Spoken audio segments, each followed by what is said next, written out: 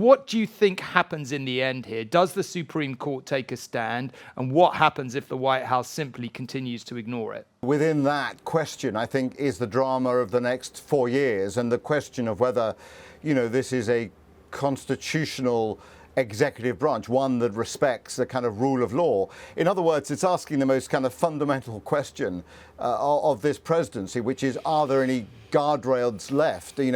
We know that he's kind of intimidating the media. He is potentially defying over the weekend a federal court order.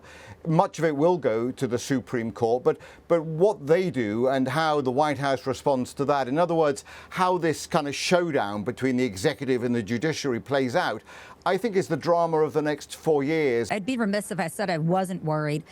And that's because we're seeing Congress right now are just greenlighting anything and everything. Even the opposition, the Democratic Party right now, seems pretty powerless, and they haven't been exerting, any real messaging to counteract the votes that are all going Donald Trump's way.